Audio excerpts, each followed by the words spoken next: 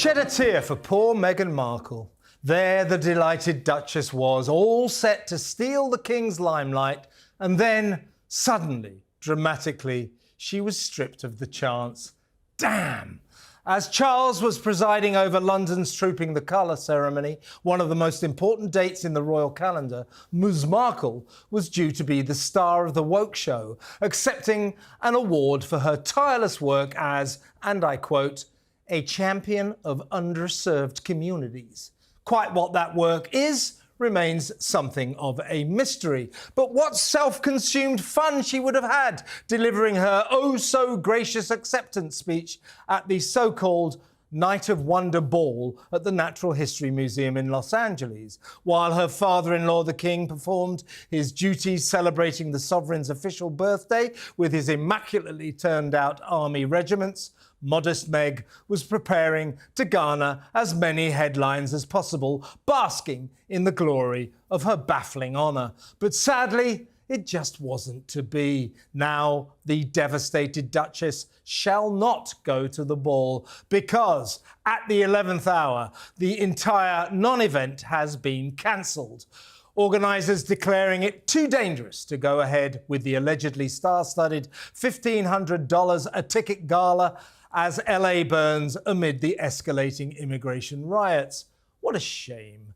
Oh well, as the caring, sharing Mrs Sussex reflects on almost being recognised for her, and again I quote, work to advance community well-being and expand opportunity. Whatever the hell that means, perhaps she'll take solace in her own expanding opportunities. Her new range of rosé wine, Chateau Meg. And what's this? Her own hotels? Uncharacteristically for a self-styled entrepreneur who specialises in copying everyone else, the hotel thing is a relatively fresh idea. But take a tip from me, your ladyship. Don't do it. The financial outlay involved in establishing a chain of Meg Inns would be astronomical. The wildly ambitious Ms Markle has got everything to lose. And if she decides to become Celebrity Land's answer to the Hilton, lose everything she probably will. Ditto the restaurants we hear she's thinking about. The hospitality industry she plans to take by storm is a brutal bear pit that only the best and most talented survive. And after the comedy of errors that was American Riviera Orchard and the ongoing chaos of Manic Meg's scam jam car crash as ever, perhaps caution is called for here. Maybe she shouldn't try what she can't handle and stick to what she's good at, posting pictures on Instagram.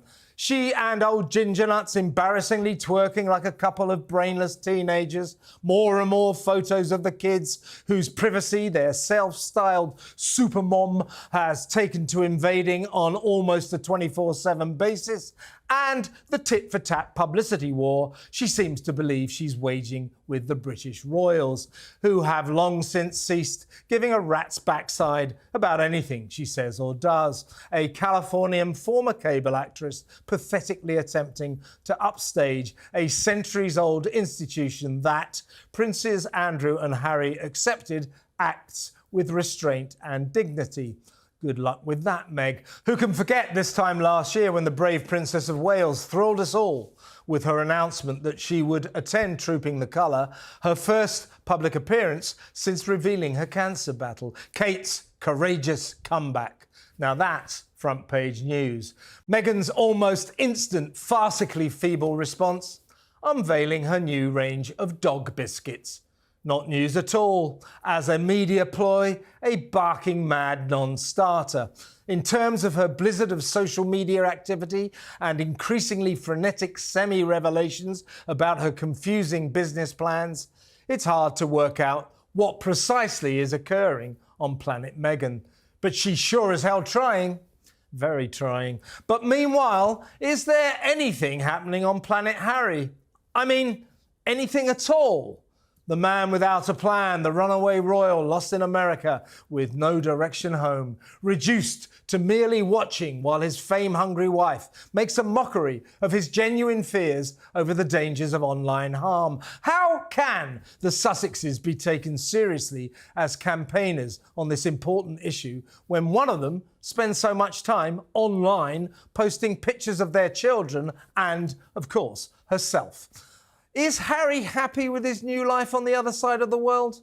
Is he happy losing the regal life he left behind? He says he is. But given all that he has given up, is he really?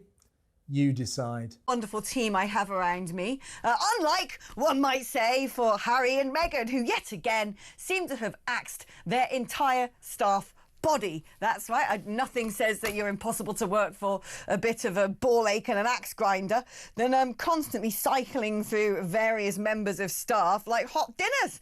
Well, that's exactly what has happened. The Duke and Duchess of Sussex have given their communications team the boot, blaming them for a series of recent PR humiliations. They've instead decided to go with the firm behind that controversial twerking video. Did you see it? Do you want to see it? Do you want to be reminded of it? Do we even have it in our storage? I don't know. If we've got any sense, we won't. No, Tech Up Dave's like, no, of course we don't keep stuff like that. I bet it's there somewhere. But it was just really pathetic. You know, I was like, what is going on?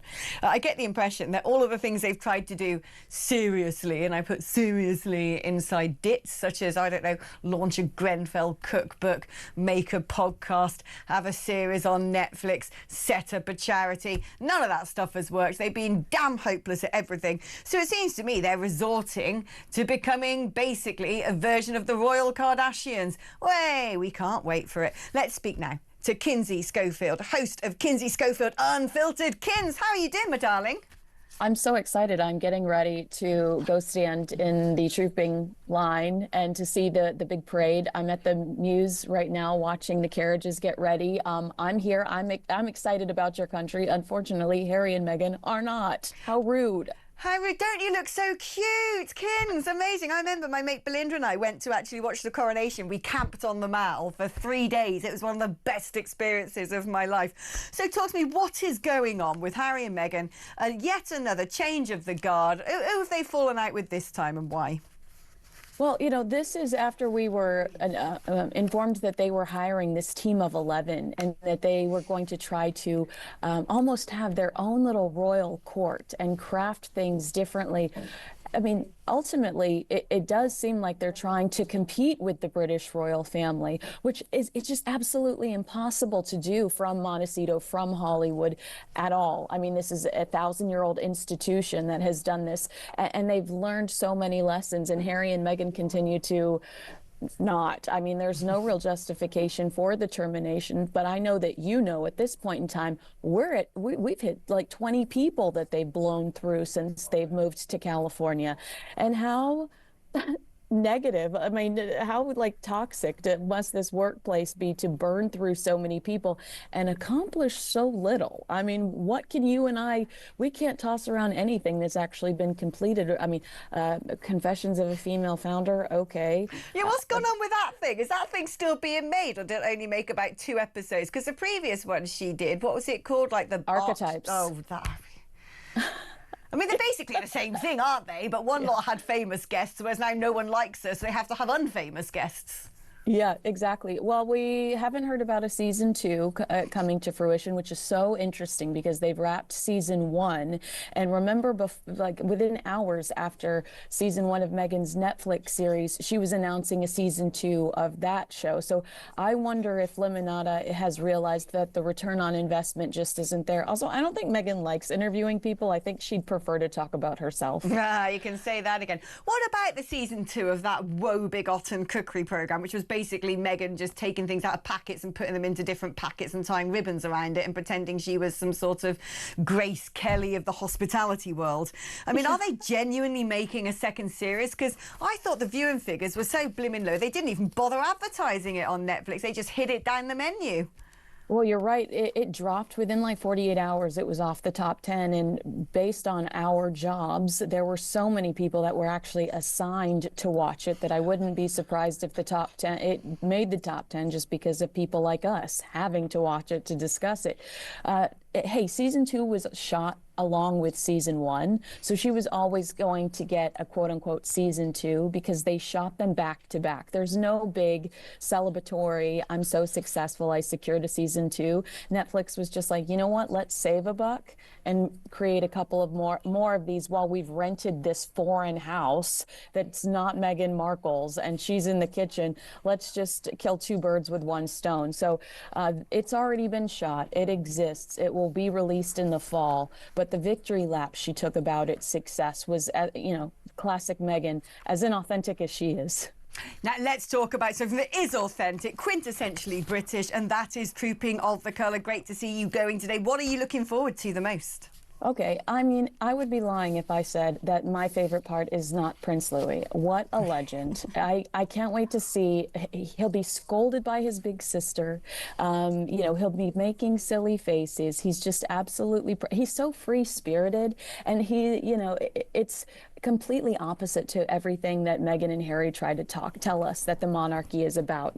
Harry will say, oh, they're in a prison. Oh, it must be they're so miserable. They're in this prison. And you just see how free-spirited, happy, sweet, and happy-go-lucky Prince Louis is. And you get the sense that that's not the truth. So Prince Louis, I love seeing Catherine, the Princess of Wales. It was a year ago that we saw her for the first time after her cancer diagnosis. So to see her happy and healthy is obviously a thrill. And, we've got to acknowledge how wonderful it is to see the king continue to get up, never complain, never explain. This is a man going through cancer treatment, and we're seeing him almost every day. I mean, God bless him. Yeah, he is. He's showing great fortitude. Of course, Father's Day came and went, didn't it, at the weekend? And so we have to talk about the Duke and Duchess of Sussex, don't we? Well, I just want it to be known, for the record, I'd like to state here and now, first, that I spent Father's Day with King Charles. He was at St. George's Chapel on Sunday morning when I went to church. He was 10 seats away from me. Ooh. So I spent Father's Day with King Charles, and Prince Harry did not. Yes. Yeah. Kind of a big deal. Kind of a big deal. Kind of a big deal. Yet another year goes by, and he's not speaking to him, right? Right. Well, Meghan did post a video tribute to Prince Harry because if it's not on Instagram, did it really happen? We did get to see a nice little montage, very bizarre filter. I thought I had 3 pairs of contacts in my eyeballs as I watched it. No mention of Thomas Markle, the man that helped her get to the position she's in today. Her father. Her father on Father's Day, but a nice ooey gooey video for Prince Harry. Yeah. I mean, I don't know what he does, really, Prince Harry. He doesn't seem to do much, does he? I mean, he does look kind of like the man nanny. Yeah, he really does, doesn't he? He's not, he doesn't appear to have a job, is the problem, isn't it? I mean, not for Meghan Markle, because all she needs is that title. She's taking that title and she's monetizing it left and right, from restaurants to loose fruit spread. She got exactly what she needed from Prince Harry, his proximity to the British royal family, so that she could try to turn it into her own brand. Yeah, and I mean, the kids are becoming more and more part of these videos, aren't they, as time goes by? There was a time when they were never in them. Because Harry told us that they were in jeopardy, that their lives were in jeopardy, and that he recently said he's too afraid to bring his children to Britain. I mean, I'm sitting so close to his father in a church, and you're saying that you're too afraid to bring your children to Britain. It doesn't make any sense. It's one of the safest, loveliest places I've been in quite some time. What an escape for me to be here instead of LA right now. LA, I mean, the apocalypse is happening close to Prince Harry. And the No Kings marches and the destruction happening all over Los Angeles and Southern California. Meanwhile, you guys are celebrating your king. You have Trooping the Color. It's about unity. It's about, being a patriot. It's about loving your country and loving your culture. What a loss I for know. Prince Harry. I know, he must miss it. I'm sure there must be times when he wakes up in the morning and thinks, crikey, I wish I was back in Windsor, because it is rather a nice part of the world. Meanwhile, apparently they've been firing more of their PR associates and their communications teams. Apparently it's all their fault. I mean, do they ever take credit for anything that goes wrong? I think it's bad when working for the world's most famous royal escape artists is the one job that everyone wants to escape. I mean, there's no confirmation as to whether they quit or were terminated. A lot of these people leave on their own, but the constant turnover in Harry and Meghan's camp isn't just a PR issue, it's a leadership issue. People don't walk away from jobs that they love. They walk away from dysfunctional situations. I don't think it's a coincidence that they continue to lose these employees. I think it's more of a pattern. That's culture, and culture comes from the top. For Meghan, you can't build an empire when you're burning through your architects. No amount of branded coffee or curated glossy Instagram posts can make the instability behind the scenes irrelevant. No. We're keen to it by now. But also, it's very clear, isn't it, that they just can't get on with people. The number of people, I mean, I imagine the numbers that they have let go in various jobs since they've been together must be up in the sort of 30s or 40s now, mustn't it? Since they've been together, we're well beyond the 20s. That's certain. Yeah. But I do believe that it's a collaboration issue. I think that it's Meghan's way. What Meghan wants, Meghan gets, is the famous line we heard from Prince Harry when he was angry that she wasn't getting the tiara she wanted around the time of their wedding. So I feel like that's still the theme in the house. What Meghan wants, Meghan gets. So if you come to the table and you're an expert on anything, but you don't agree with her, you need to get out of the way. Yeah, definitely. I would definitely be getting out of the way, a long way out of the way. How long are you here for, and when are you going back? I was invited to a banquet tonight over here, and so I'll get on a plane tomorrow. I'm staying one extra day so I can wear a pretty dress and go to a ball at a castle. Fantastic. I mean, what could be better? Perhaps Will somebody just marry me so I can live here? Well, I would, but I'm not very good at being a husband, so I don't think you want that. It's time to talk the royals, and special guest tonight is, of course, the inimitable royal commentator, Lady C. Lady C, welcome to the show. Hello. How are you? I'm very, very well. Now, the first thing I'd like to ask you was, we saw over the weekend, I think, an epic, even by Meghan's standards, an epic feat of hypocrisy. Showing the kids and going, oh, it's Father's Day. Look, Harry, here's your little kids. You're a father. Here's your kids. It's lovely. Father's Day. There they are. Father's Day. What about her father, who she hasn't spoken to for, what is it now, 5 years? 6 years, whatever it is. He hasn't spoken to her.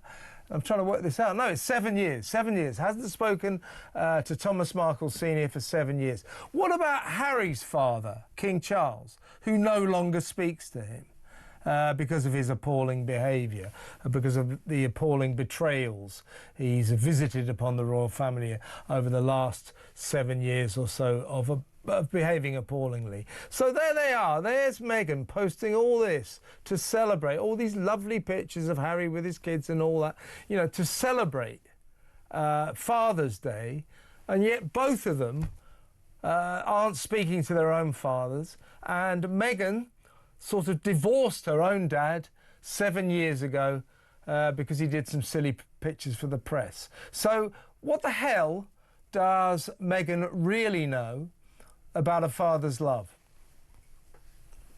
Well, Kevin, may I say, first of all, Harry would be happy to speak to his father if his father would speak to him. Let's remember that. So Charles is the one who will not speak to Harry because he knows that Harry is somebody he can't afford to speak to. But as for Meghan and poor Thomas Markle Sr., I mean, I think he's a real King Lear character. she has, and you know, the truth is, she, according to Thomas Markle, he told me that he believes that she set up that whole Jeff Rayner. The photographer, the paparazzi photographer, yeah.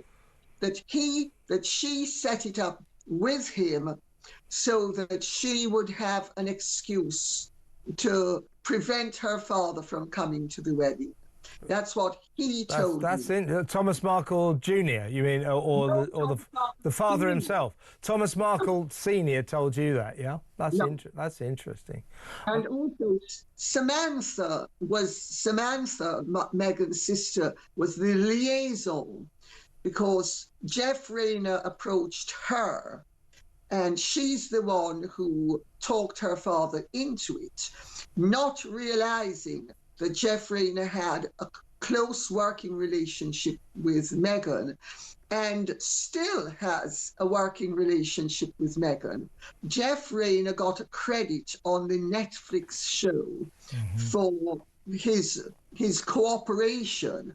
So the reality is that Meghan had nothing to complain about her father. She set him up. And she set him up because she was quite determined that he was not going to come to the wedding. And if he came, he was going to be quickly in and quickly out. And if she managed to do things right, he would be sufficiently threatened and intimidated into either not coming or getting ill. And of course, he got ill and then couldn't come. So I think the way she has behaved is absolutely appalling if you stop to think that a few months before she met Harry, she was busy singing Thomas Markle Sr.'s praises and had systematically sung them for the 36 years of her life. And what did he do that was so terrible? He never trashed her. He never abused her. He's never said anything nasty about her. He's hidden a lot of her secrets, which I happen to know as a fact. He has been extremely loyal to her, even in this falling out period, where she set him up with People magazine. She orchestrated with 5 friends of hers to leak the contents of the letter which the Queen and Prince Charles told her she had to write to mend fences with her father. And she deliberately wrote it and has admitted deliberately writing it, not to reconcile with him, but to create a permanent breach. I'm just going to put the audience fully in the picture here. This Jeff Rayner is a British paparazzi photographer in California who has a relationship with Thomas Markle and, as Lady C says, also Meghan Markle. Thomas Markle did live in Mexico. Jeff went down there and persuaded him, for better or for worse, to pose for these pictures, being measured for a suit to wear to the wedding. These were subsequently published in the American tabloids, and Meghan at that point sort of cut her dad off. Lady C and Jeff Rayner saying that actually that was Meghan's plan all along. I don't know what Meghan would say to this, but it's fascinating that you say it was a plan, because I've spoken often, Lady C, to Meghan's brother, Thomas Markle Jr., and Thomas Markle Jr. says, well, me, my sister, my dad, we think we've been cut out of the Meghan picture for snobbish reasons, that we don't fit into her image of herself as a royal duchess who moves in the highest of circles. They're a decent, plain American family, a normal American family. And Thomas thinks that it's snobbery that has made Meghan organise it so that they never got to meet the king, or in the old days, Her late Majesty, the new queen, the royal family. It is an almost ridiculous situation, Lady C, that here we are, 7 years since they got married, 2018, and Thomas Markle Sr., Meghan's dad, has not spoken to her since those pictures we just talked about, and has never met any of his grandchildren. and has never met Harry. It's almost perverse, isn't it? It's weird. It is perverse, but Meghan had a very good reason for making sure that her family never really got close to the royals or to anybody in that crowd. Because Meghan has told Harry so many inventions, you know, that she was Boadicea, and she was working at the age of 8 months to put herself through kindergarten, then college, and then etc. All rubbish, all rubbish. And she knew that her father, who is, as you, I'm sure you've met or spoken to her father, and he's a very forthcoming, very decent, very sort of regular sort of person. Yeah. No side to him. He doesn't lie, he doesn't cheat, he doesn't deceive, and that was the problem, because if she had unleashed her father, her brother, and her sister in the royal circle, people would have said, oh, you know, isn't it wonderful, and your sister or your daughter or your sister has done so well, you know, and isn't it wonderful that she was waiting on tables? And they'd have said, what tables was she waiting on? You know, she was put through university, she was put through private school by my father or by me, if it was Thomas Markle Senior speaking. So she had to keep a barrier between the royal family and her family, otherwise they would have spilt the beans. But in the act of creating the barrier, the beans have been spilt nevertheless, because people like me have spilt the beans. And she has been exposed. But her, I think, initial thing was to avoid being exposed. She thought that if she kept the two parties apart, she would be able to maintain the fiction, which Harry is the only person who still seems to believe any of the rubbish that she told him. I think you're right. She has an audience of one, and that's Harry. The rest of us are very suspicious about pretty much everything she says or ever does. Let's talk about their staffing situation, if we can. We all know about the Sussex Survivors Club. They've had a turnaround of something like 25, 26 staff since they came to America, since they ran away from Britain and set up home in California.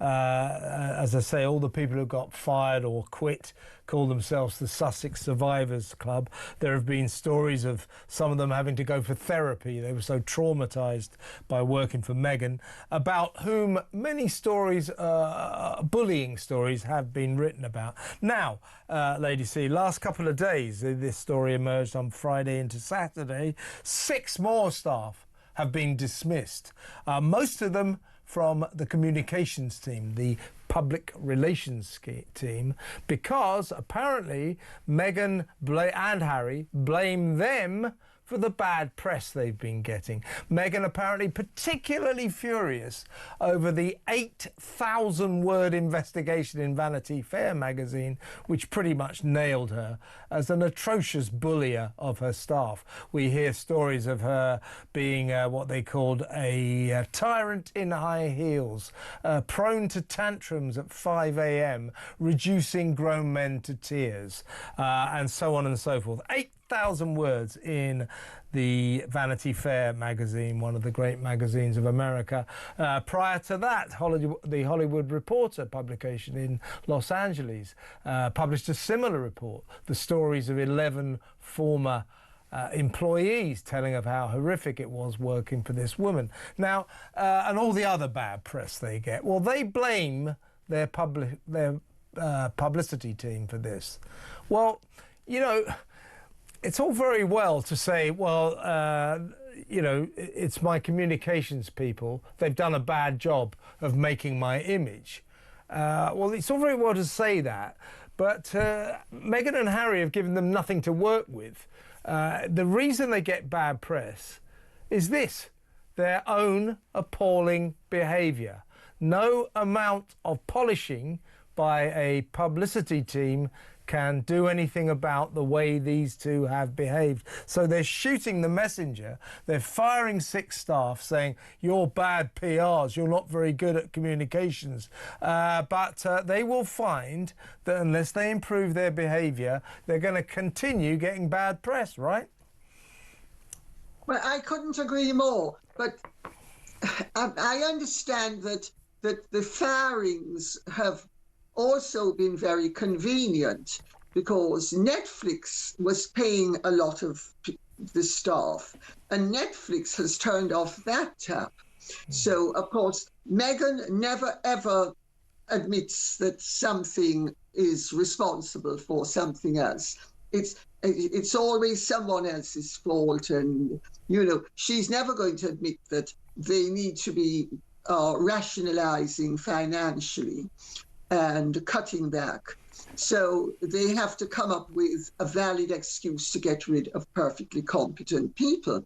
But the fact of the matter is, Vanity Fair and the Hollywood Reporters both did investigations, and then their communications team was presented with the results of those investigations, which would have had the same results irrespective of who was running the communications team.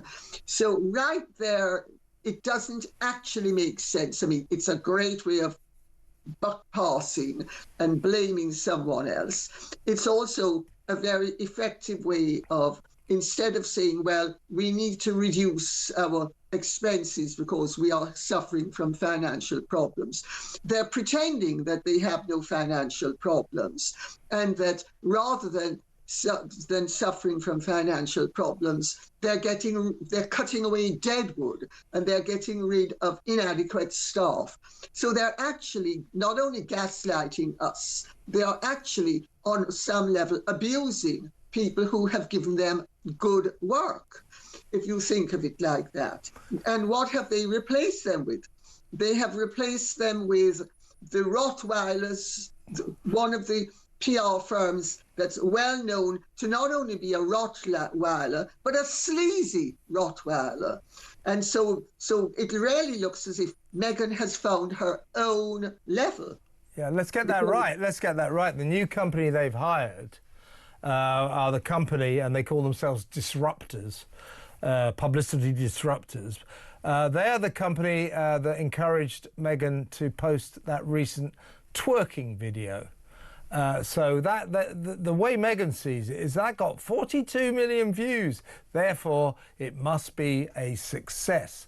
Well, I think most of the people who looked at that twerking video were appalled. So, yes, you're guaranteed to get a lot of views. A lot of people are going to tune in and watch it. You know, pregnant Meghan dancing around like some moronic teenager with Harry doing the same.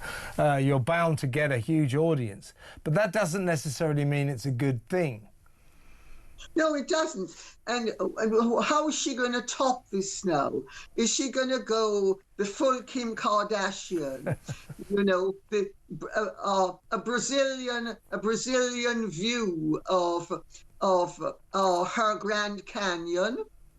I mean, is that what's coming next? Well, I don't know what to say about that. Well, that will get at least 50 million views. Yeah, the 50 million, about 500 million, I would have thought. But and where would she go after that? And where is she going after this? That's the point, isn't it, Lady C? Where does she go after this? And you're right, by the way. Let's just conclude by talking about this for a second, if we can. You're right. I agree with you. I think that the story about this too now, Harry and Meghan, it's financial. Now, they're not paupers. Harry's not a pauper, but they are millionaires, if you like, trying to lead a billionaire's lifestyle. They can't afford, in my view, their current lifestyle. They've lost the Netflix contract. As ever, her Scam Jam company, I don't think that's making any money. She's not going to be doing any more television. So all in all, Not much happening in her world going forward. God knows what the hell it is he's doing. He's talked about some commercial venture to be revealed later in the year or in the spring, but nothing yet. So I think that they're flailing around trying to find a source of income because they desperately need one. That's right. That's exactly right. That's exactly right. And they are going from horror to horror. You know, I'm Jamaican, and I have heard from very humble Black Jamaicans how horrified they are that some people are justifying that twerking video on the grounds that this is what Black Americans do. I haven't spoken to Black Americans about it, but I've spoken to Black Jamaicans about it. And they say no decent Black American would behave like that. One of the people said to me, she's like a boogie yaga. In the Jamaican vernacular, a boogie yaga would be like low-class trash. And another person said to me, she's no better than a butu. And a butu is, again, like low-class trash. And this is the opinion of ordinary Black people in Jamaica. And they resent the fact that some of her supporters have been saying, well, this is the way Black Americans behave. It's not the way Black Americans No, I totally agree with that. That's ridiculous. That is a ridiculous thing to say. It just struck me as low rent, and everybody on this side of the Atlantic in Britain, we just go, well, that is vulgar and, you know, down market. And her people tried to put out, yeah, well, everybody in America loved it. Well, that's not true either. People in America greeted this twerking video the same as we did, with a kind of mounting sense of horror. That this was it. They'd really plumbed the depth here. There was a photographer that recently spoke out, and he said that it was you hit the lottery if you got them when they immediately moved to the States. But he said today it's not worth the chase. The cash in return is not worth the chase. And I do think that Meghan taking so many photos, posting so many photos, but I also argue, like, hiding the children's faces. Somebody is going to try to get a picture of those kids' faces, because now I feel like she's increasing the value of their faces, but diluting the value of her and Harry by posting all the pictures that she does of her and mostly her. Mostly, well, this is where the hypocrisy of it, you know, the privacy thing is where, you know, if they do it right, less is more. That is such, you know, drip feed, but not every day. They get worn thin. Yeah. And recently it's just been a barrage of I feel assaulted. Podcasts, TV programs, going on someone else's podcast and claiming that he loves me so much, but we don't hear how much she loves him. I mean, the whole thing is just overload. Oh my God. Why do, you know, the really good PR people, you see it from on all, can just drip feed occasionally, and then you create a free somebody. And a surprise, like Catherine showing up at that art. Yeah, the V&A. The warehouse yesterday. Yeah. That Weren't was you there? No, I was busy. I did like 6 shoots yesterday. 6? Yeah. So anyway, no wonder you can afford a taxi from Ascot. You know, you're monetizing this. So you know, she just shows up, and then it's big news because, like you said, not only does she look great, but it was a surprise. Meghan announcing I'm dropping a new podcast episode next week after announcing the end of her podcast only makes her look unstable. It doesn't, you know, she should have just dropped the surprise podcast with Beyonce's mom, and that should have been, oh my gosh, it's a new episode. Well, we weren't expecting she can't do that. Kate dropped out of Ascot yesterday, the Princess of Wales, as she sought to find the right balance. Was it more of a sort of a PR blunder, this, than anything else? Because it was announced, wasn't it, that she was going to ride in the carriage with her husband William, and then suddenly it was withdrawn rather quickly. Yeah, the original carriage list always comes out every day at midday. And the original one said that the Prince and Princess of Wales would be in carriage number 2. Right. And with obviously the feature race on day 2, the Prince of Wales' stakes, so it was probably always assumed that William would be on hand to make the presentation for the race, which in the end he duly did. But at 12:18, and I was actually talking to somebody who does a lot of work on the royal procession and broadcasts it, suddenly someone burst up to him and said, "It's all changed." And that was 18 minutes later to say that the Princess of Wales is not coming. A statement was released saying that she was disappointed. Obviously, recently we've seen her at the Trooping the Colour. She was at the Garter ceremony in Windsor on Monday. And obviously on Wednesday, she then says, for whatever reason, that she didn't feel up to being part of the royal procession. As we know at the moment, it's extremely hot. She's still in her recovery process. And it's always been sort of indicated that she won't be making a stack full of appearances, but it'd be managed. But obviously it was disappointing and it just looked a bit messy. Yeah. It couldn't have been too serious because her mother was on hand at Ascot. She was there and with her daughter, with her daughter-in-law, I think. And then also, obviously the Prince of Wales was there. So it does sound like it's not too serious. It just felt that probably there was a bit of maybe an administrative cock-up somewhere within the palace circles as to what should have gone on. Yes, it sounds like they'd already been told that she wasn't going to come, but somehow it leaked out into the wrong document or something. More than likely. Probably they always know. They got a pretty good indication at the start of the week when people might be coming as part of the royal procession. So the original plan might have been.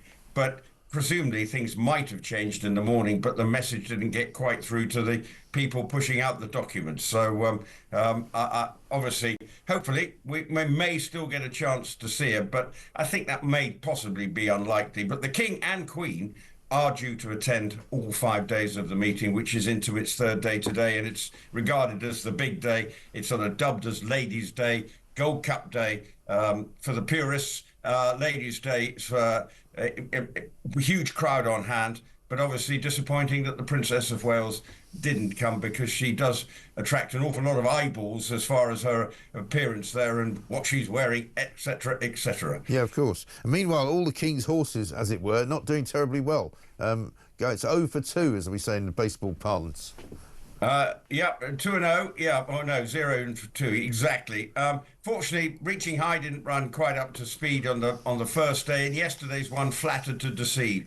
But you never. It's extremely tough to have a winner at this royal meeting. Yeah. So in many people's cases, it's just a thrill to have a runner. But obviously, there is always a degree of expectation and sort of neutrals are hoping, because it does elevate the meeting if the monarch goes and has a winner. He did it 2 years ago with Desert Hero, but obviously it would be nice if he could have yet another one. I'm not sure whether he's got runners today or I'm sure that through the week I think there are 1 or 2 more due to run. But obviously, I think the one at the beginning of the week was regarded as perhaps his best chance. Yeah, absolutely right. You made me laugh so much on an episode of Loose Women because they were talking about how you can take a photograph and you know the meaning, but that might be used later for something that's totally unrelated, like Catherine homesick or something like that. It's a picture of her.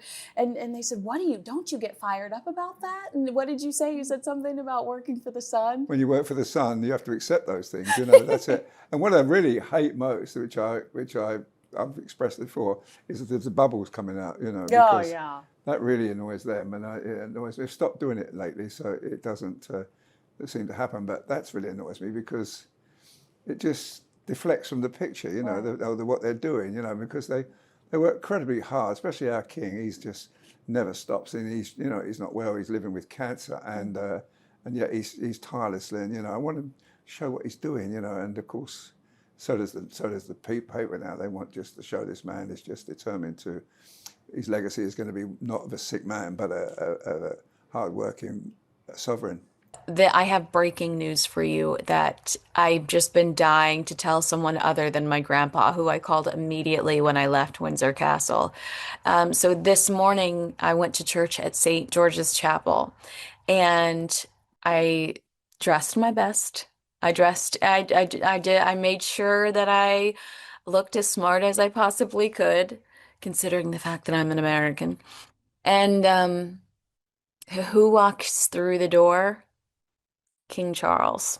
I was floored. I was so, so, so very happy to see him. He sat 10 seats away from me, and I can tell you this because I counted. I was like, he's so close. 1, 2, 3, 4, 5, 6, 7, 8, 9. Yeah, so he sat to my left. I sat in the choir, and I'm going to protect his privacy because he was worshiping, and I want to be respectful of that. But what I will say is how special and how important it was and how much it meant to me to worship with him, to sing the same songs and hymns. And I will say that he looked incredibly engaged and curious about the choir. He seemed very interested in the choir, but I could not believe that I was sitting in church with King Charles. It was the most magical, incredible experience in the world. And of course, and he looked great, by the way. He looked happy. He looked healthy. To me, I say this to you. I get pretty irritated when people comment on Catherine's appearance. And the reason I tell you that I felt like he looked good and strong is because we do anticipate seeing him all throughout Ascot. We saw him at Trooping the Color, which is a long, hard day in the sun.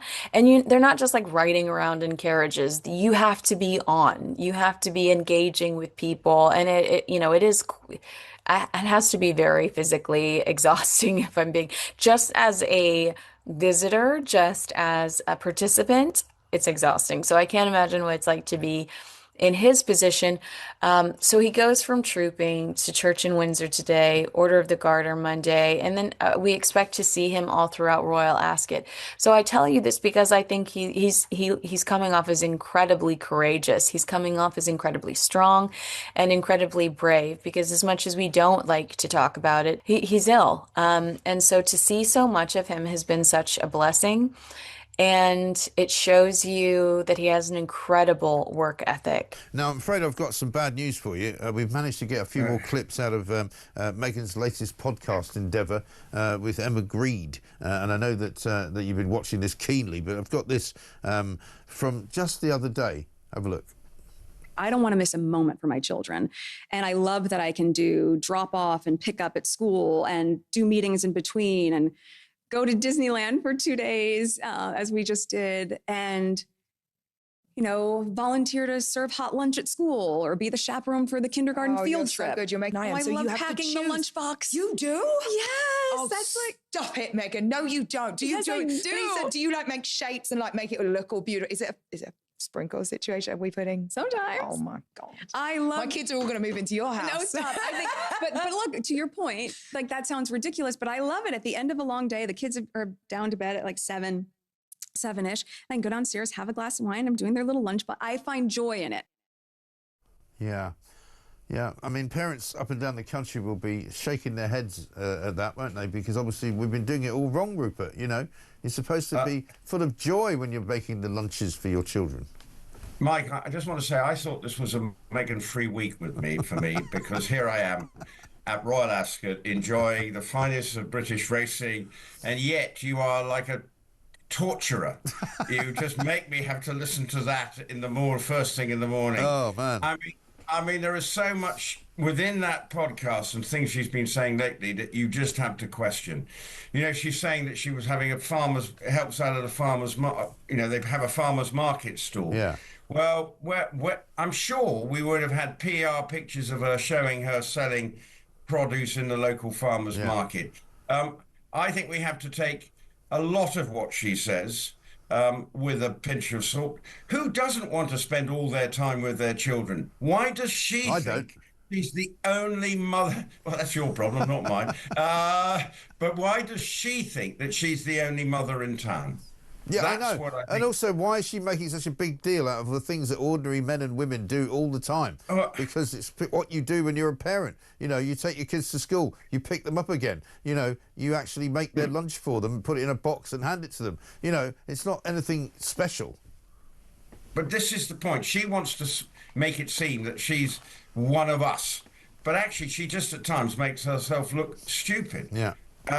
Because why? We don't need to hear about all this. We don't hear about the Prince and Princess of Wales, about how every day they may be doing the school run. Look where they go to school. It's not a million miles from Ascot Racecourse, not a million miles from where they live. But we don't hear anything about it. It's slightly strange. It is. That there's constant need to be seen to be relevant. Yes. And that's what I think is exasperating a lot of people. And you just think every day she's got to sort of answer back at something, because people, you know, don't necessarily see everything she's saying to be 100%. There's maybe a lot of exaggeration at times. Yes, I think that's a very, very generous way of putting it, Rupert. Very well played. Hi, I'm home. And of course, while I was on an airplane, Meghan Markle dropped a new podcast appearance that I think we could have all lived without. But of course, when we're getting so much great content from the actual working royals, whether it be Royal Ascot or Order of the Garter, Trooping the Color, all the goodness, all the goodies, all of the, I mean, to me, this is my favorite time as a royal watcher. Yeah, of course, Meghan's got to interrupt it with some, whatever the opposite of breaking news is. Like, what is she promoting? Everything is on hold right now. So the fact that she's putting herself out there, it just, to me, it shows how obsessed she is with the media attention that unfortunately we give her. So I had a really great guest lined up for today and their internet didn't work. So I had to reschedule it for tomorrow. I'm working on my Friday to get you some great reaction to this podcast. Scott Rouse and I are going to catch up again. And he has got some really interesting insight into the body language of this podcast appearance. I read someone else's body language reaction to Meghan's podcast appearance. And one thing that stood out for me, and I'm going to have to ask Scott this specifically, is I think it's Judy James. Is that the name of the body language expert that is utilized a lot throughout the UK? Meghan, there's a sense of resentment, according to her, when Meghan talks about Serena Williams and all of her success. Yes, she name drops, which there's a thing that they say that Meghan typically does when she name drops big people. Like she makes this face and a hand gesture, like she's very proud that she associates with these big people.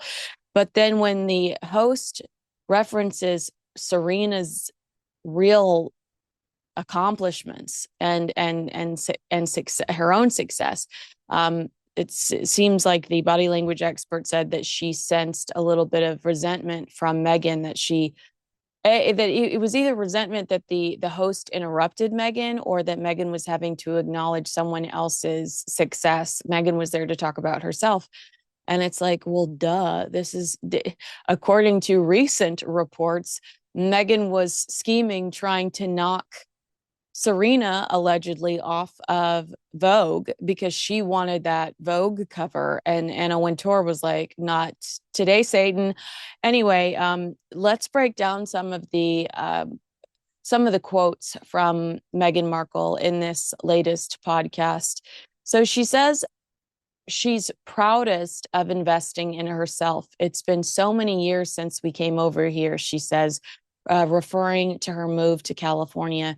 I do think it takes a little bit of courage to bet on yourself, and that's felt really good. I mean, of course it's easier to bet on yourself when, despite publicly failing repeatedly, whether it's Spotify or American Riviera Orchard or whatever, there's somebody waiting in the wings to give you another break because of the man you're married to, because of your proximity to the British royal family.